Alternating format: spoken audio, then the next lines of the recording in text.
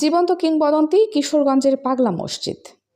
কিশোরগঞ্জ শহরের হারুয়া এলাকায় নরসুন্দা নদীর তীরে অবস্থিত ঐতিহাসিক পাগলা মসজিদটি প্রায় 250 বছরের পুরনো বলে ধারণা করা হয়। আধ্যাত্মিক নদীর মাঝখানে মাদুর পেতে ভেসে এসে বর্তমান মসজিদের স্থানে আস্তানা গাড়েন এবং তার মৃত্যুর পর ওই কবরের পাশে এটি প্রতিষ্ঠিত হয়।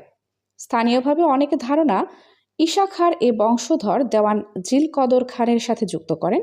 লোককথা অনুযায়ী আধ্যাত্মিক সাধন বা পাগলা সাহেব মারা যাওয়ার পর তার কবরের পাশে মসজিদের নির্মাণ করা হয় পাগলা সাহেবের নাম অনুসারে। এটি পাগলা মসজিদ নামে পরিচিতি পায়। অনেকে ধারণা করছেন এই মসজিদে দান করলে মনোবাসনা পূর্ণ হয়। এমন বিশ্বাস থেকে প্রতিদিন মানুষ টাকা পয়সা, স্বর্ণালংকার, গবাদি পশু, এমনকি হাঁস মুরগি পর্যন্ত দান করেন। তথ্য ও ভিডিও চিত্র রানা গাজী।